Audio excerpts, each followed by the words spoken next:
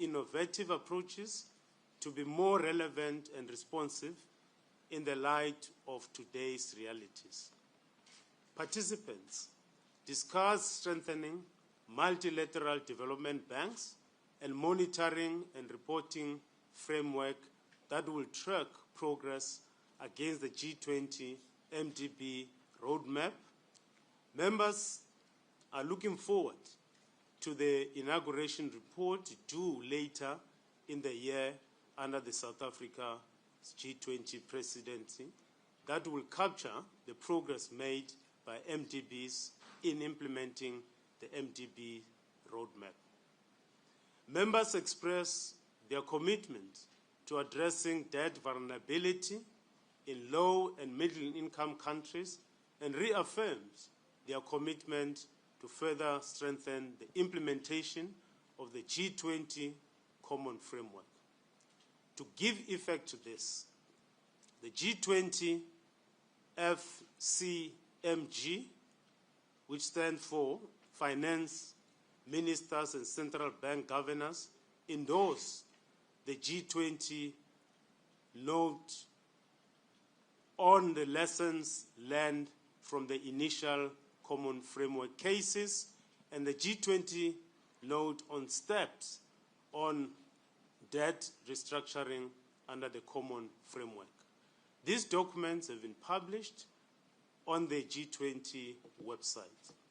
In addition, fact sheets on the Common Framework country cases for Chad, Zambia, and Ghana have also been published on the G20 and Paris Club websites to improve information sharing.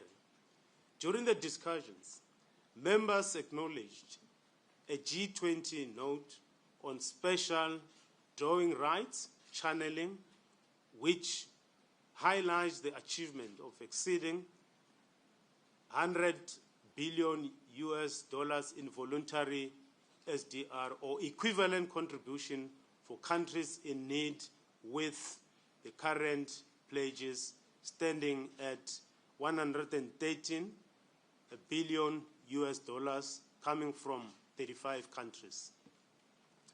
Members also underscored the need for enhancing the representation and voice of developing countries in decision-making MDBs and other international economic and financial institutions. Members recognize the relative resilience of capital flows in emerging market and developing economies despite heightened global policy uncertainty, underscored by strong macroeconomic fundamentals and sound policy frameworks. They've also highlighted the growing influence of non-bank financial institutions and stressed the importance of gaining a deeper understanding of their impact on these flows. Members further emphasize the significance of structural reforms in fostering long-term sustainable capital flows to emerging economies and developing countries. Ministers and central bank governors considered key recommendations for enhancing collaboration among vertical climate and environmental funds, multilateral development banks, national development banks, and the private sector. They also shared views on the most binding macroeconomic and microeconomic constraints to scale up sustainable finance. Members reaffirmed the urgency of scaling up financing for adaptation and just transitions and reflected on key recommendations emerging from a comprehensive analysis undertaken by multiple knowledge partners. This included guidance on integrated adaptation into voluntary transition planning, addressing insurance protection gaps, scaling financing mechanism, and strengthening enabling environment. Ministers and central bank governors also received an update on the work of the Climate Data Steering Committee, which has developed a series of principles for development of a common carbon credit data model aimed at promoting interoperability and improving transparency of carbon markets. They noted that the draft data model is currently undergoing a public consultation with both the private and public sectors. G20 finance ministers and central bank governors also noted progress made towards finalizing a framework for effective planning and preparation practices for pipeline development report, blended finance, de-risking measures report, and a toolkit for developing a cross-border infrastructure projects. They also endorsed 2 deliverables: a practice guide on leveraging infrastructure project-level data and digitization of the pipeline, and a note on improving availability and accessibility of market data. Collectively, these reports will support credible pipeline development by addressing data challenges that hinder substantial private sector participation in the public sector infrastructure. The meeting reaffirmed commitment to addressing vulnerabilities and promoting an open, resilient, and stable financial system, including the full and timely implementation of all agreed upon reforms and international standards such as Basel III. The meeting supported the FSB's work to NBFI data availability challenges, as well as recommendation for addressing systemic risks from NBFI leverage. Members reaffirmed their commitment to the effective implementation of the G20 roadmap for enhancing efficiency and safety of cross-border payments. Members acknowledge the critical role of international standard-setting bodies, including Financial Action Task Force, which is, we usually call it FATF for short, Financial Stability Board, and Bank for International Settlements. Participants also backed innovative approaches to extend usage of financial services amongst individuals and small businesses, building on the presidency's moving from access to usage paper. Members agreed to continue engaging constructively to address concerns regarding Pillar 2, global minimum taxes, with the shared goal of finding a balance and a practical solution that is acceptable to all. The meeting also affirmed a commitment to facilitate further progress to stabilize the international tax system, including a constructive dialogue on the tax challenges arising from digitalization of the economy. These efforts will be advanced in close cooperation across members of the OECD and G20 inclusive framework, preserving the tax sovereignty of all countries.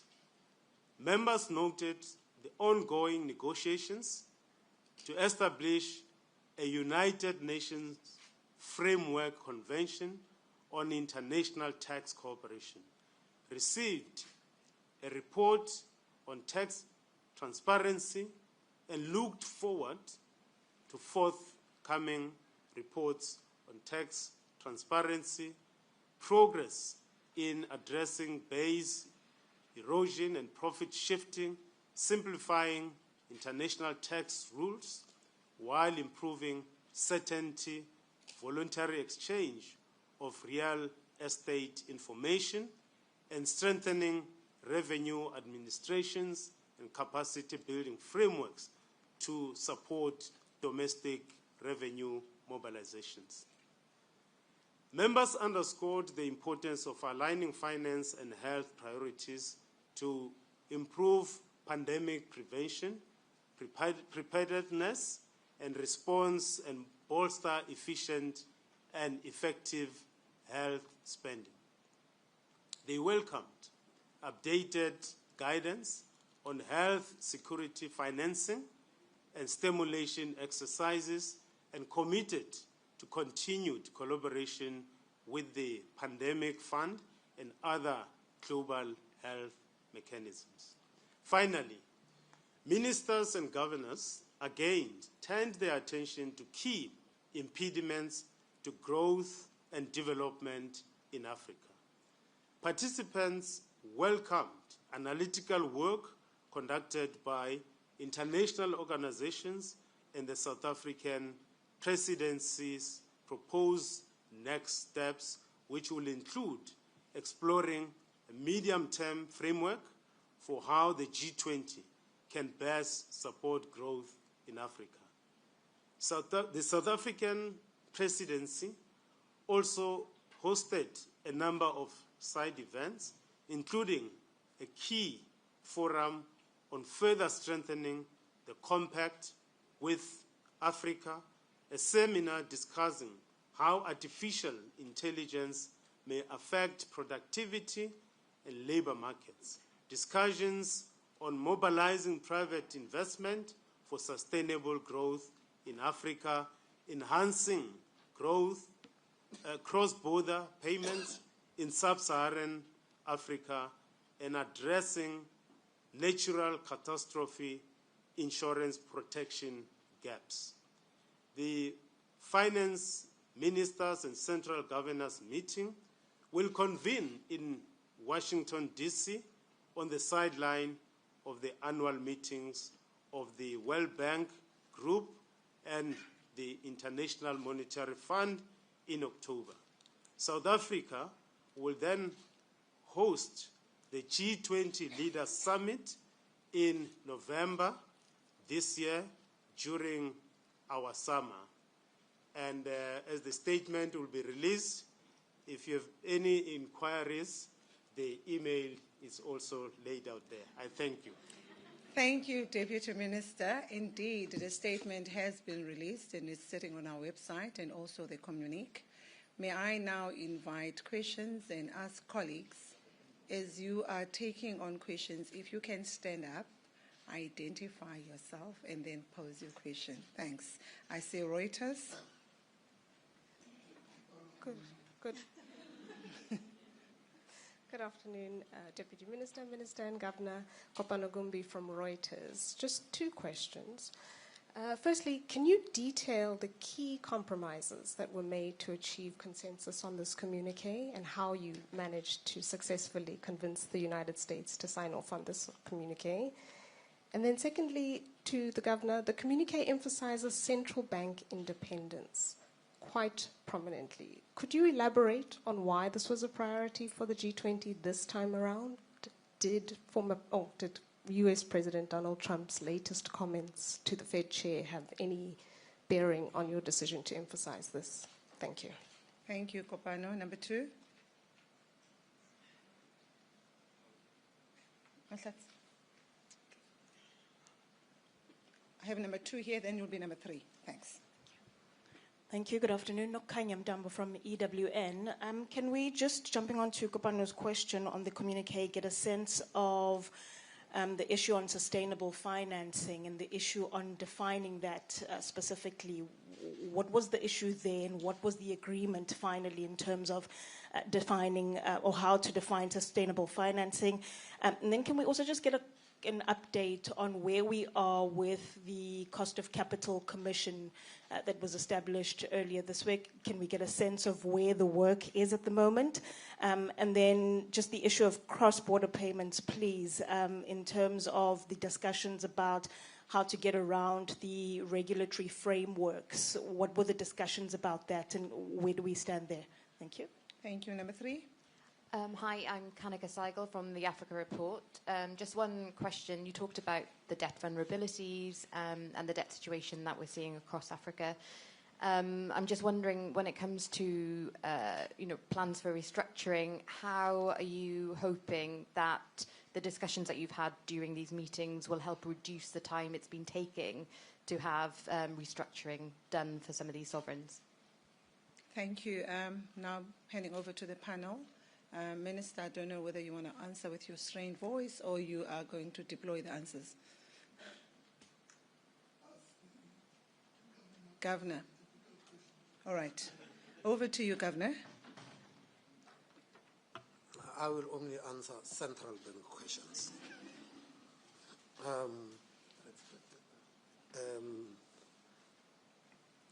Central bank independence. Why this time? Well, it did feature in Brazil last year too. And so central banks had embarked on a process when faced with the zero lower bound to do quantitative easing. When you are no longer at the zero lower bound and inflation is rising, you're going to have to almost call it quantitative tightening, but you are having to unwind the quantitative easing. There had been contestations about central banks around the globe. Pronouncements were also made in Europe and all of them. And at the meeting of the IMF in Washington in April, the issue of central bank independence came very strongly there. Unfortunately, there was no communique at that time. And this time round, because a communique could be issued, then you are seeing it. The last time we had a communique was in Brazil last year in the G20, and the IMFC, which is another forum where these things are discussed, have not had a communique for a long time now. So, came out strongly in the conversations about the importance of central bank independence. These things, most of the time, they feature when people get concerned about inflation. They say, oh, we need somebody to deal with, or some institution to deal with inflation, and we happen to be that. Cross-border payments. And how do we get around the regulations? No, we are the regulators. We set the regulations. So, we are making regulations to work to deliver the regulatory objectives. And the regulatory objective here was to have fast and efficient and cost-effective cross-border payment systems. And in that journey, we had to find out what was the problem, and we call them frictions. And so what we found was that there wasn't regulatory and supervisory certainty from people. So as regulators, we had to give and state what our regulatory and supervisory expectations are. What do I mean? When you ask the financial sector, private sector, and say that these are the regulations. Their interpretations is to take it to the maximum possible because there is too much cost in non-compliance. And so the key standard that had to be dealt with was recommendation 16 of the Financial Action Task Force. Recommendation 16 is sometimes called the travel rule. And so over the years, this standard had been in place. It had not been reviewed for 20 years. And yet the financial system had evolved so much. So it's been reviewed, and on the 18th of June, FATF released that standard together with the guidelines so that they provide their regulatory and supervisory expectations. That's the one friction. The other friction had to do with capital controls and compliance with capital controls that raises the cost and the speed and reduces the speed of cross-border payments because everyone waits and wants to tick every box before the money could actually be released. And so the committee that I chair with Governor Fabio Panetta of Italy, it's called the Cross-Border Payments Committee, that had to look at this, and a number of regulators had to be coming together to find those frictions so that you can actually bring down the costs. So it was not going around the regulations, but making sure that the regulations do not hinder cross-border payments. That's about the central banks. Thank you, Governor. Just before DG and DM answer, you can see why I've outsourced. Let me answer, just correct one issue related from EWN. Nokukanya.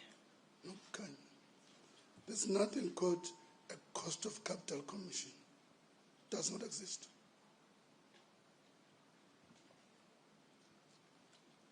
What exists is a panel of experts set up by National Treasury, whose terms of reference include cost of capital. Just want to correct that. Thank you, Minister. Deputy DG. Thank you, Minister. I hope you can hear me. I'm not sure if this is... Oh, it is on. Okay. Just to come in on those other questions, you've covered cost of capital, Minister. So cost of capital is being considered in two parts of the G20's work. The one is what the ministers just mentioned, which is the Africa panel chaired by former Finance Minister Trevor Manuel. And then what we've also done is to request 4 notes by international organizations on 4 areas that matter from an Africa growth perspective. And one of those areas is cost of capital. And the note in that case, which is a note that was done as part of our G20 presidency, was done by the African Development Bank. That was part of a broader suite of notes that also looked at other impediments to growth and development in Africa, which included macroeconomic vulnerabilities, infrastructure, and the quality of institutions. So what was very important for us is to locate the cost of capital work in the right context, along with the other challenges faced by the continent. There was a question on debt restructuring as well. I think and it was specifically around the implementation of the common framework. I'm not sure who asked that question. Yeah, it was specifically around the common framework, and there are a couple of very practical areas where under our presidency we've managed to make some good progress. The one has been that we were able to publish a G20 note, so endorsed by the G20, on the different lessons learned from the Common Framework implementation process, as well as a note that outlined the debt treatment steps. And those were specifically designed to help us improve the way in which situations of debt distress is dealt with. In addition to that, there was also a note on lessons learned and case studies of the previous Common Framework cases. And in fact, if you look at it, you can see that it has improved. The Ethiopian Common Framework negotiations took 12 months and were finalized last week, which is much shorter than some of the other countries that have gone through a similar process over the last few years, like Zambia. So clearly there's tangible progress on how quickly countries are moving through the debt treatment or restructuring process. And in our G20 presidency, we've been able to make a very practical contribution to that work through the notes that we've published. Thank you. Thank you, DG. DM, you want to add on input? Well, Kopano asked what key compromises and how the US got brought in. The process of a communique is a very long one. And I commend the two gentlemen who led that process, Rashad Kassim and DG Petersen. The conversations just keep going, and the initial stuff gets drafted, and then there would be virtual meetings and eventually the physical meetings. So every country has a position, and every country puts its own position, and we have got to find each other. Sometimes you would find why sometimes we don't have a communique is that we might have disagreed on a whole paragraph. And the easiest thing would be, if we disagree on one paragraph, why don't you just remove the paragraph because you agree on the rest? Says, no. It's give and take. I am not going to agree to the other stuff unless you also agree on this paragraph. And you have got to find language that accommodates each other. And it takes the poor gentlemen hardly slept because they had to deal with that. So that is the nature of communique drafting. Thank you so much, Governor. Can I now take another round of questions? In that order, you stand up, identify yourself. Number 1, number 2, number 3. Hilary Jaffe from Business Day. On the subject of the WTO and trade, what compromises had to be made there, and can you just spell out for us what the crunch of the decisions that are reflected in the communique actually are? You talk about strengthening the WTO, but also making it, if you like, more suited to current global conditions. So I wonder if you could spell that out and whether that took a lot of arguing. And if I could just also ask you to detail what's new in this communique. What are some of the key decisions that were made that take the G20's work forward? Not every single one of them, but certainly some of the top ones. Thanks. Thanks. Number 2, Fifi. Fifi from CNBC Africa. Governor, I think just building on Kopano's question, if you can perhaps just give us a little bit more meat on the bone in terms of the response around compromises, and perhaps maybe phrased differently. What changed since February's meetings when the US was perceived to not be in alignment with South Africa's theme of solidarity, equality, and sustainability in terms of the give and takes that you mentioned in finding each other with this agreed communique, sir? Also building a little bit on Hillary's question, but speaking specifically about the statement on building fiscal buffers. If you can just elaborate on what was meant there and whether this does make reference potentially to a tariff relief fund akin to a COVID relief fund that was established in a different kind of economic environment. Just thirdly, we heard from the EU Commission of Economy and Planning a little earlier that US Treasury Secretary Scott Bessent was in on the conversations virtually. Anyone care to elaborate on some of the things that he said, just given the fact that we can't ask him as he wasn't here physically? Thank you. Thank you. Number 3. Hi, Julie Bourdin for AFP News Agency. You've managed to reach a communique that does contain a bit of strong wording, especially on central banks' independence.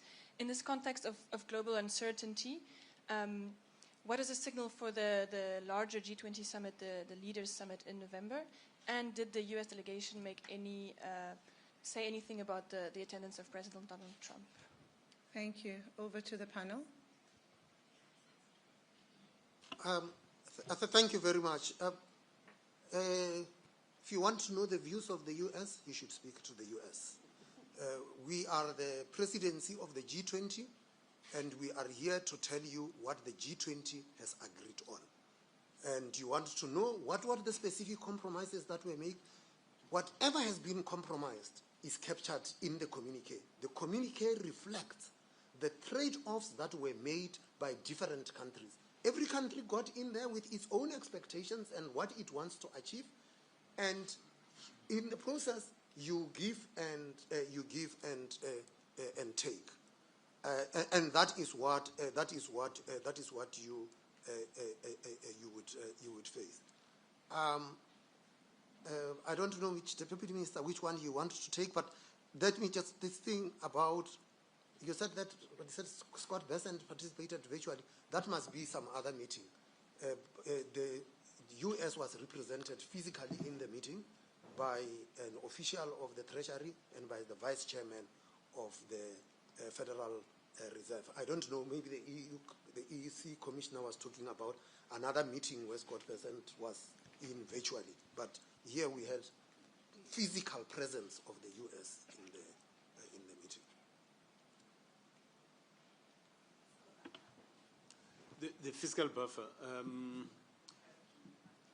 So, look, it's in the context of this shock-prone environment. We're expressing huge shocks. It was COVID, as you recall, and other shocks as a consequence of wars, and not just physical wars, but also trade wars.